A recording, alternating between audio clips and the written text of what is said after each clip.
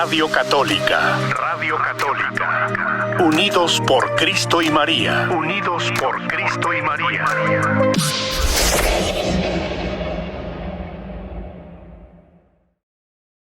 20 momentos bien importantes que son con los que se medita, en el rosario. Como que teníamos un problemita, se oía muy bajito, parece en la radio, pero creo que ya estamos solucionado ese problema. Bien, ¿cuáles son esos momentos en la vida de Jesús que se meditan en el Santo Rosario?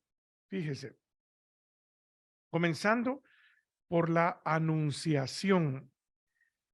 El ángel Gabriel llega donde María y le dice: alégrate llena de gracia, el Señor está contigo, Dios está contigo.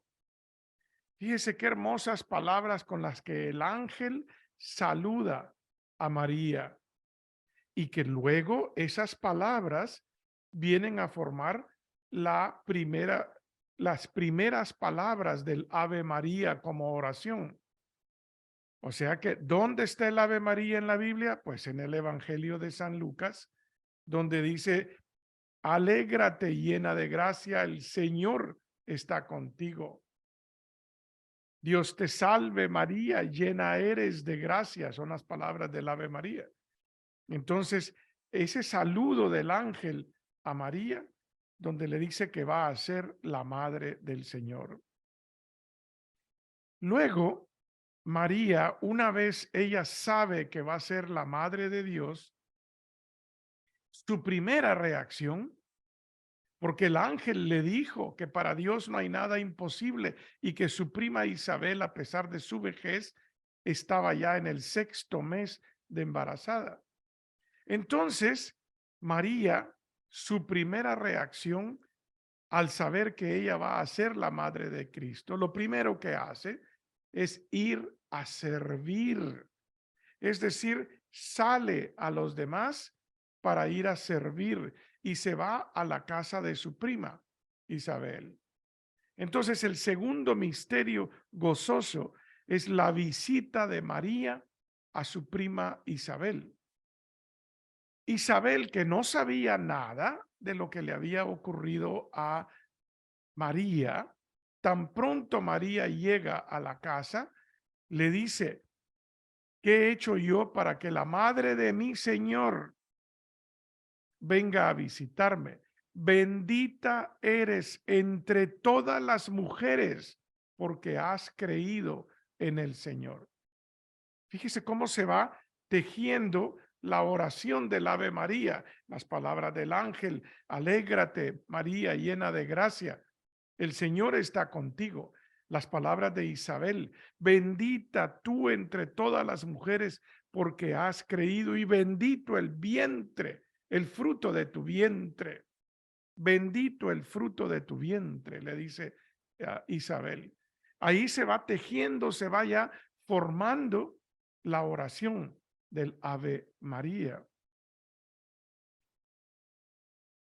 Y María se queda con Isabel por los 3 meses siguientes, hasta que nace Juan el Bautista. Luego María se regresa a su pueblo y tiene que ir a enfrentar la situación con José y el matrimonio. Pero José, siendo un hombre muy justo, decide pues que siempre se queda con ella. Aparte de que el ángel también se le aparece a él en un sueño. Llega el momento que hay un censo y José va con María. Tienen que ir a Belén, porque allá es donde él tiene que ir a registrarse en ese censo. Llegando allá, resulta que le llega el tiempo a María de que nazca su hijo. Entonces, el tercer misterio gozoso, el nacimiento del niño Jesús. Eso que llena de gozo de saber que Jesús está ya, que Dios está ya con nosotros. Y nace Jesús. Ese es el tercer misterio gozoso. Entonces, fíjese cómo va llevándonos, el rosario nos va llevando por toda la historia de Jesucristo, comenzando desde cómo fue su nacimiento. Tercer misterio gozoso, el nacimiento de nuestro Señor Jesucristo. Luego, de acuerdo a la tradición judía, a los 40 días de haber nacido un niño varón, el primerizo, la costumbre era llevarlo al templo para presentarlo.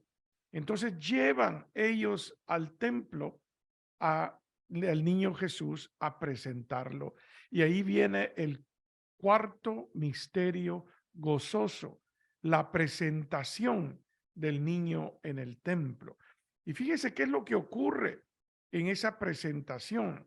Ocurre que el anciano Simón, que ha esperado toda su vida, que le había pedido al Espíritu Santo y a Dios que no lo dejara morir sin ver al Salvador del mundo, al Mesías, ve venir a esta pareja con un niño y él reconoce que ese niño es el Salvador del mundo.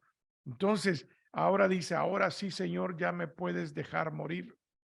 Luego estaba la profetisa Ana, creo que era el nombre de ella, donde también ella había esperado por mucho tiempo ver al Salvador del mundo. Y ambos lo miran ese día que traen al niño a presentarlo en el templo. Luego vienen 12 años en los que no se sabe nada de la infancia de Jesucristo. Pero a los 12 años sus padres van al templo de Jerusalén como lo hacían todos los años, que era tradición ir una vez al año al templo de Jerusalén, y iban en caravana con otras gentes. Y en esos tiempos, pues ya un niño de 12 años ya era bastante independiente y ya se podía dejar con otros grupos de los que iban juntos. Entonces, cuando ya van de regreso para Nazaret, María y José asumen que Jesús viene en el grupo, pero cuando no lo encuentran, deciden regresar a Jerusalén y lo buscan por 3 días. Imagínense qué angustia para José, para María, que no encuentran a su hijo. Si alguno de ustedes ha pasado por una situación en que aún por unos instantes pequeños se le pierde a alguno de sus hijos y no lo encuentran, es una angustia terrible. Imagínense ahora 3 días. Pero qué alegría cuando lo encuentran en el templo, entre los gentes del templo, los doctores del templo, los sacerdotes del templo, platicando y haciéndoles preguntas o contestando preguntas, en fin, haciendo ahí en la casa de su padre. Qué alegría. Ahí es el quinto misterio gozoso. El niño perdido y encontrado en el templo, la alegría de haberlo encontrado. Entonces, los misterios gozosos, que son estos 5 que les acabo de mencionar: la anunciación, la visita de María a su prima Isabel, el nacimiento del niño Jesús, la presentación del niño Jesús en el templo y el niño perdido y encontrado en el templo. Esos forman los misterios gozosos, que son lo único que sabemos de la infancia de Jesucristo. ¿Por qué? Porque después vienen aproximadamente como unos 18 años en los que no se sabe absolutamente nada de Jesucristo. Lo único que él crecía en sabiduría y paciencia, en sabiduría y obediencia hacia sus padres. Y sabemos que María se guardaba todas estas cosas y ponderaba cuál era la voluntad de Dios. Pero pasan 18 años en los que no se sabe nada de Jesucristo, hasta que llega el principio de la vida pública de Jesucristo, que comienza un día donde él llega a donde estaba su primo Juan el Bautista, llega al río Jordán y se hace bautizar por Juan. Ese día que se bautiza, ese día al salir del agua, dice que como que se abrió el cielo y el Espíritu Santo bajó en forma de paloma y se oyó una voz que decía: este es mi Hijo muy amado, en quien tengo mis complacencias. Y ahí comienza los misterios de la luz, los misterios luminosos, que son los que nos hablan de la vida pública de Jesucristo y nos van a llevar a meditar en 5 momentos esenciales en la vida pública de Jesucristo, comenzando por el bautismo de nuestro Señor Jesucristo. El bautismo de nuestro Señor Jesucristo es el primer misterio de la luz. Cristo es la luz del mundo. Por eso estos misterios nos van a llevar a cómo Cristo ilumina al mundo en cada uno de estos momentos de su vida. Luego de ese acontecimiento del bautismo, Jesús y su madre son invitados a una boda en un pueblo que se llamaba Caná, que se llama Caná. Y en ese pueblo iba a haber una boda y entonces Jesús y María van. Y Jesús lleva también a unos amigos con él. Una boda en esos tiempos se celebraba por 7 días, me parece que era la celebración. Y había comida y vino durante todos esos días y había muchos días de celebración. Para ellos quedarse sin vino, era tradición ofrecer el mejor vino al principio y un vino de menos calidad después, porque ya la gente había tomado, ya no iba a sentir la diferencia del vino. Entonces, esta familia, por alguna razón u otra, se están quedando sin vino, se les está acabando el vino y la fiesta todavía le quedaban. No sabemos qué tanto tiempo, pero quedaba todavía tiempo para la fiesta. Y el que se les acabara el vino hubiera sido una gran vergüenza para la familia. María, nadie le pidió nada, nadie le dijo nada, nadie le dijo: María, haz algo, nos estamos quedando sin vino. No, nadie le dijo nada. Ella observó y vio la necesidad. ¿Y qué fue lo que hizo? Llevó esa necesidad donde su hijo Jesús y le dijo: hijo, ya no tienen vino. Jesús, que lo más probable era que estaba bailando con la música, estaba muy alegre. ¿Por qué? Porque era una boda y Jesús era un hombre alegre que sabía disfrutar de los momentos de alegría con amigos. Jesús le dice: mujer, fíjense que es la primera vez donde Jesús le llama mujer a su madre. La otra ocasión es en la cruz, cuando María está al pie de la cruz. Pero aquí le dice mujer. ¿Y qué tengo yo que ver con que se les acabe el vino? No ha llegado mi tiempo. María no le vuelve a decir nada. Simplemente se da la vuelta y le dice a los sirvientes: hagan lo que él les diga. Hagan lo que él les diga. Nunca les dijo: vengan, yo les voy a decir qué hacer. No. María le llevó la necesidad a Jesús y les dijo a los demás: hagan lo que él les diga. Entonces Jesús, como hijo obediente, va y les dice a los sirvientes que llenen los jarrones de agua, que los llenen con agua. Llenan los jarrones y los sirvientes, confundidos, no saben por qué es lo que está ocurriendo. Y luego Jesús mete una taza y le dice: llévenle esta taza al mayordomo para que pruebe el vino. Ya no era agua, ya era vino. Entonces, ese milagro, los discípulos se quedan admirados y creen en Jesús. Los sirvientes ahora saben que Él es Jesús porque hizo un milagro. Entonces, otro misterio de la luz, el milagro en las bodas de Caná. El milagro en las bodas de Caná. Ahí es donde nos lleva el segundo misterio luminoso. Luego de las bodas de Caná, comienza Jesús a llevar una gran noticia a todos los pueblos donde él llegaba.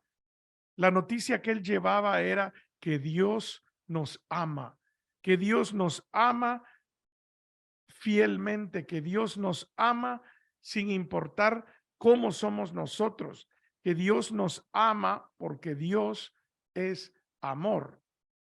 Entonces, el tercer misterio luminoso es la proclamación del reino de Dios, la proclamación de que Dios es amor, la proclamación de que el reino de Dios ya está aquí, que el reino de Dios se acerca. Entonces, fíjese qué hermosura los misterios luminosos, cómo nos van llevando el bautismo de nuestro Señor Jesucristo, el milagro en las bodas de Caná, la proclamación del evangelio.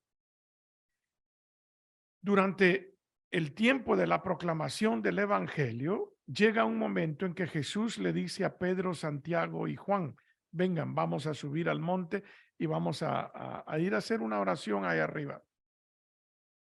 Cuando llegan ahí arriba, Jesús pasa por lo que se llama la transfiguración y se aparece con Moisés y con Elías. Es decir, Pedro, Santiago y Juan vieron a Moisés, vieron a Elías con Jesús. Y ahí también se oye una voz del cielo que dice: este es mi hijo muy amado, escúchenlo, escúchenlo, pongan atención. Ese es otro misterio, el cuarto misterio luminoso, la transfiguración. ¿Por qué? Porque nos hace ver que hay unidad entre los profetas representados por Elías y la ley representada por Moisés. Y Jesús, que es el que viene a cumplir la ley y a cumplir con todas las profecías que se habían dicho de él en los tiempos antiguos del pueblo de Israel. También cuando Jesús ya se acercaba a su momento final, sube a Jerusalén de nuevo a celebrar la Pascua. Y en la cena hace la institución del sacerdocio, la institución del ministerio del servicio, del amor, y la institución de la Eucaristía. Cuando durante la cena toma el pan, dando gracias a Dios, lo bendice, lo parte y le dice a sus discípulos: tomen y coman todos de él, porque este es mi cuerpo.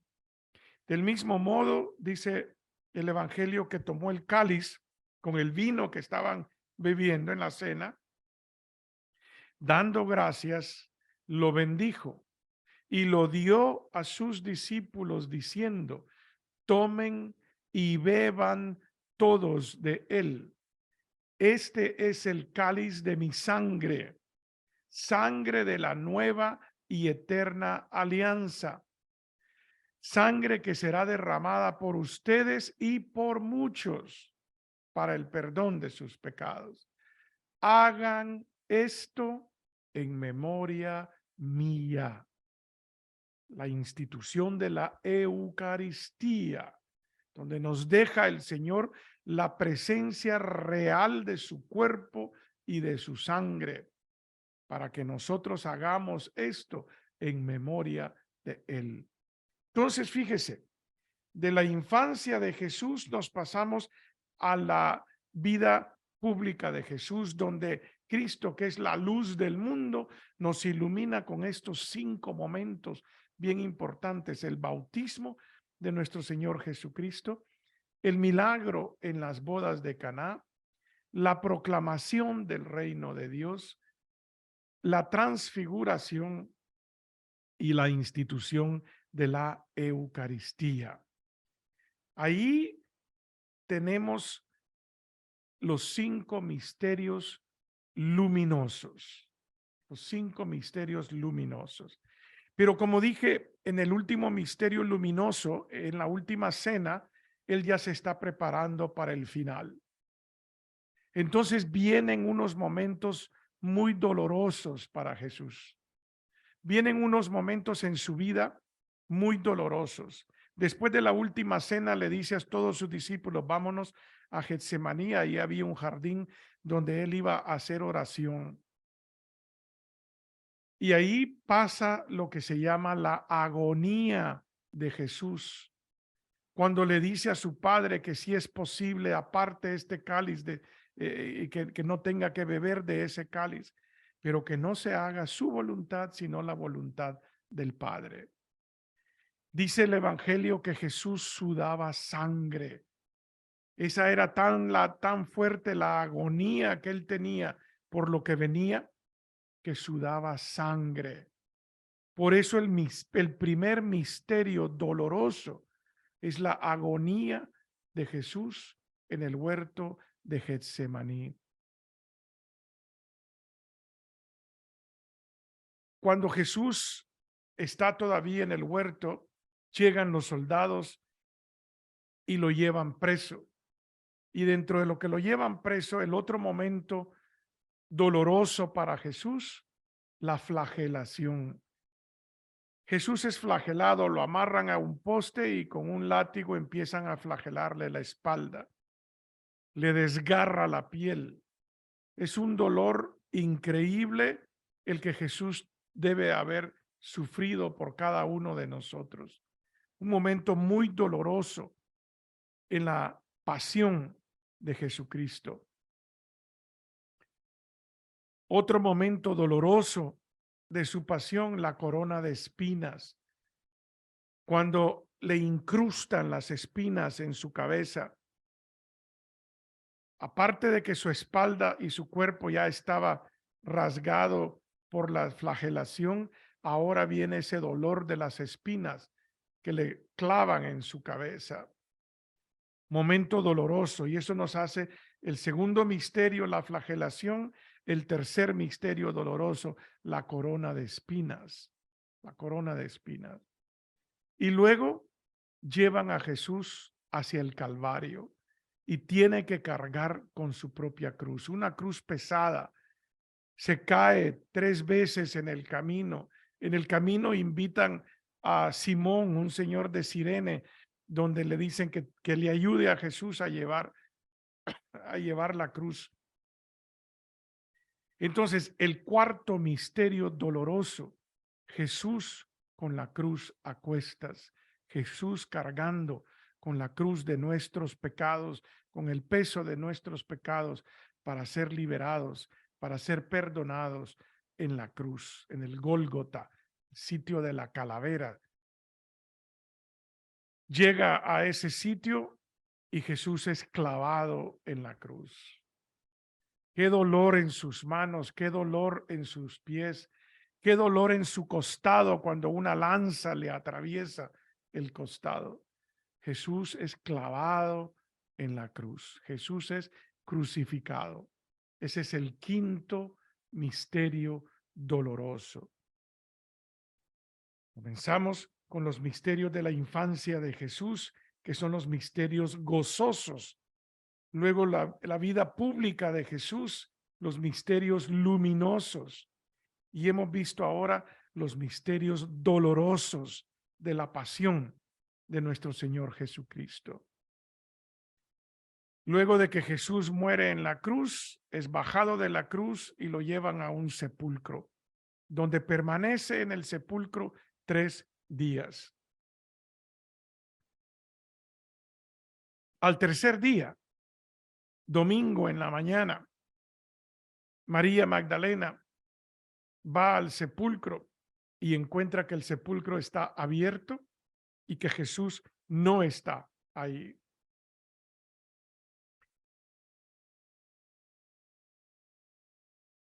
Se encuentra afuera a Jesús, pero ella no lo reconoce.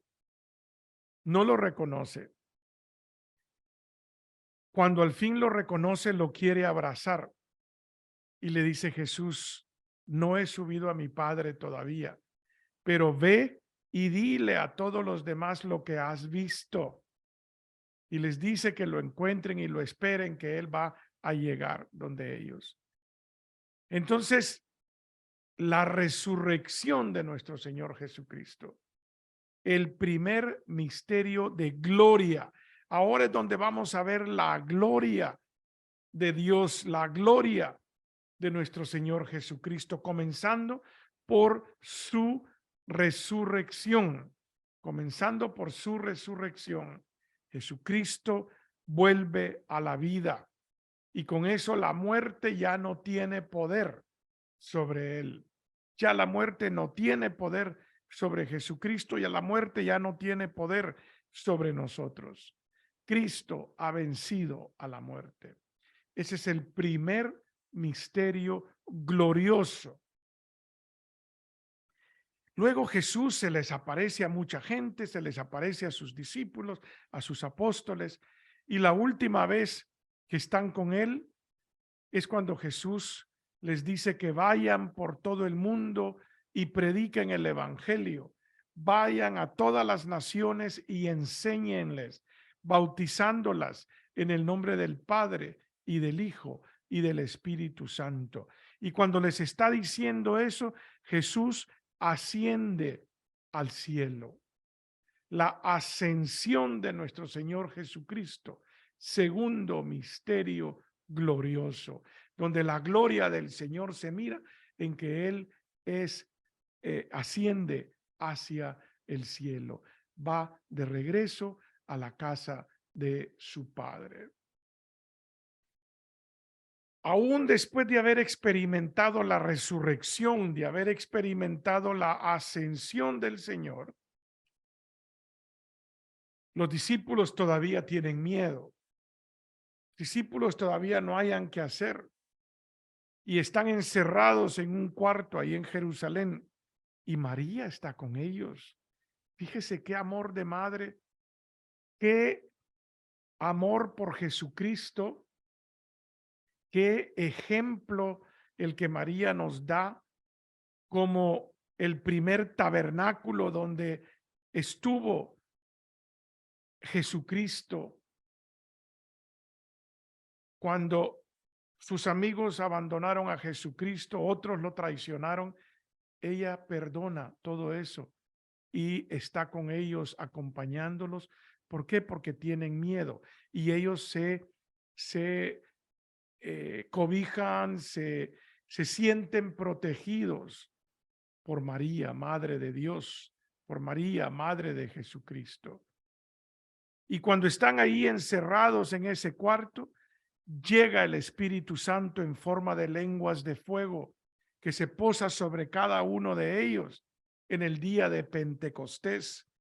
El día de Pentecostés ya era una celebración judía. Pentecostés no lo inventamos los cristianos, ya era una celebración judía. Fue en el día de Pentecostés donde bajó el Espíritu Santo sobre cada uno de los discípulos y les dio todo lo que necesitaban para salir a evangelizar como Cristo se los había pedido. Entonces, el tercer misterio glorioso, la venida del Espíritu Santo, la venida del Espíritu Santo. Los siguientes dos misterios gloriosos se encuentran en el libro del Apocalipsis, en el libro del Apocalipsis. El cuarto misterio, fíjese cómo el cuarto misterio y el quinto glorioso tienen mucho que ver con los primeros dos misterios gozosos. El saludo del ángel, alégrate María llena de gracia, el Señor está contigo. Es decir, Dios había escogido a María para algo muy especial. Entonces, cuando a María le llega el momento de su muerte, Dios, que la quiere tanto, porque cumplió con su voluntad de que ella fuera la madre de su hijo, que fuera la madre de Dios hecho hombre, entonces Dios manda a sus ángeles para que lleven a María en cuerpo y alma, la lleven al cielo. La asunción de María es el cuarto misterio glorioso. ¿Y por qué digo yo que se encuentra en el Apocalipsis? Porque Juan relata en el Apocalipsis que vio una mujer embarazada. Esa mujer era María, de cuerpo y alma en el cielo. Esa fue la revelación que tuvo Juan. Entonces, ahí estaba María en esa revelación de Juan. Y el quinto misterio es cuando María es coronada como reina del mundo, reina del universo, reina de todos los astros, reina de toda la creación.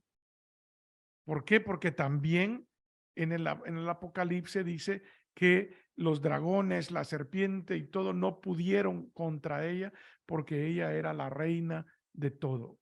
Entonces, la coronación de la Virgen María como reina del universo es el quinto misterio glorioso. Ven, mis hermanos, cómo el rosario nos lleva desde el nacimiento de Jesucristo hasta los misterios gloriosos de la asunción, de la venida del Espíritu Santo, de la coronación y de la asunción de la Virgen. Entonces, mis hermanos, de hoy en adelante, cuando alguien le diga a usted, oiga, ¿y usted por qué reza el rosario si eso no está en la Biblia? Mi querido hermano, mi querida hermana, tú que dices que no está en la Biblia, ven, siéntate, te voy a explicar y cuéntele esta historia de Jesucristo, que esto es lo que se medita en los misterios del rosario. Esto es lo que se hace en el rosario. Bien, mis hermanos, vamos a ver. Vamos a ver aquí en Facebook si hay algunas preguntas. Silvia, buenos días también, paisana. Buenos días, gracias por estar con nosotros. Dice, gracias a Dios que ya está de regreso. Mary también dice, buenos días, diácono, Dios le bendiga siempre. Muchas gracias por sus bendiciones, sus deseos de bendiciones. Gracias por estar con nosotros, por estar acompañándonos. Si tienen alguna pregunta, hoy no tengo a nadie en cabina, pero me puedo animar a contestar el teléfono si es que alguien quiere llamar y vemos cómo le hacemos. El teléfono de número de cabina es el área 209-225-2317.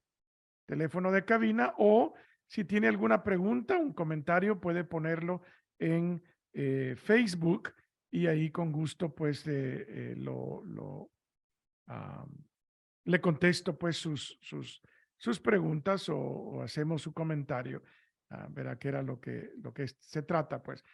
Entonces, mis hermanos, hemos hecho un recorrido por los 20 misterios del rosario. 20 misterios del rosario, que es como nosotros meditamos sobre la vida de Jesucristo. ¿Está el rosario en la Biblia? Claro que está en la Biblia. Viene de la Biblia. Cada misterio del rosario que se medita es sobre un momento crítico, sobre un momento clave en la vida de Jesucristo, en el Evangelio de Jesucristo. Así es que, mis hermanos, eso es lo que les tengo yo para el día de hoy. De nuevo, no sé, ojalá que tuvieran alguna pregunta. Silvia dice, gracias por esta hermosa explicación. Ojalá pues de que se nos grabe y que vayamos estudiando estos misterios para que vayamos entendiendo por qué los rezamos estos misterios, y que cuando los recemos, verdaderamente meditemos sobre esos acontecimientos sobre los cuales estamos meditando en cada uno de los misterios. Que podamos rezar un rosario con gusto, que podamos rezar un rosario con, ¿cómo le pudiera decir? Sin ir deprisa, con calma, aunque nos tome un poquito más de tiempo. Y si no logró terminar el rosario en una sola vez, pues récelo a lo largo del día. Haga un misterio en la mañana, un misterio a mediodía y así lo va llevando, ¿verdad? Bien, voy a tratar de contestar esta pregunta. Vamos a ver qué es lo que nos dicen. Buenos días, hermano, buenos días aquí en la radio de Unidos por Cristo y María. Soy el diácono José. ¿Con quién hablo? Ah, bueno, mucho gusto. ¿Cómo está? Qué bueno, querida hermana, qué bueno que nos contacta el día de hoy.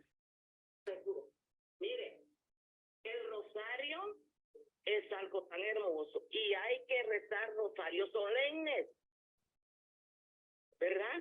Sí, Porque a veces la gente no tiene tiempo, quieren todo rápido y eso es una tristeza.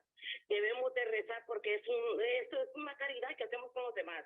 Rezar por los enfermos y rezar, porque a mí cada misterio, a mí me gusta, ¿verdad? Decirlo, por los presos o por los enfermos, por los doctores, tenemos tanta necesidad. Y hay muchas personas que ya están grandes de edad y no saben rezar un rosario. Y yo creo que fuera bueno hacer algo, tener una virgen peregrina y ir a las casas. Mire, yo vivía en Octel, ¿verdad? Por 18 años. Y mira, ¿qué era lo que hacíamos nosotros? 40 días antes del día 12 salíamos a las casas. Con la Virgen, ¿verdad? A rezar el rosario. Y había una persona encargada de cada sector y yo era del número 4. Encontré tantas personas, tantas bendiciones, se ocurrieron milagros, la fe creció, mucha gente fue a la iglesia, mucha gente agarró devoción al rosario. ¿Verdad? bendito sea Dios. Fíjese que así se empezó a difundir el rosario. Cuando leamos otra vez la historia, vamos a ver, fíjese que una vez hubo un sacerdote que tuvo una idea, así como esa de ustedes. Él repartió 8,760 tarjetas que corresponden a las 8,760 horas que hay en el año. Y entonces cada persona recibió 1 hora al año. Fíjese, 1 hora al año para que en esa hora rezara el rosario. Y así en cada hora del año alguien iba a estar rezando el rosario. Tuvieron tanto éxito que hubieron ciudades donde hubo que hacer muchísimas más tarjetas para que la gente pudiera estar rozando. Esa idea suya de llevar una virgen peregrina y ir haciendo el rosario en casas, me parece a mí una idea muy fabulosa. Y ya que usted tuvo la idea, la invito a que empiece a organizar ese ministerio y en alguna de esas ocasiones invítenme y con gusto yo voy también a algunas de las casas a rezar también. Y los que quieran ser voluntarios, los de esa casa, y si quieren invitar a su compadre, a su comadre ese día, claro, con mucho gusto, ¿me entiendes? Y hay personas enfermas que no pueden caminar, no pueden salir, y es bonito ir con ellos. Y hay que Sí. hacerlo con mucho gusto, mire, porque yo creo, mire, que la salvación es un regalo. Es un regalo que Dios nos lo da gratis. Y ahí depende de nosotros cómo queremos agradecer por ese regalo. Haciendo cosas.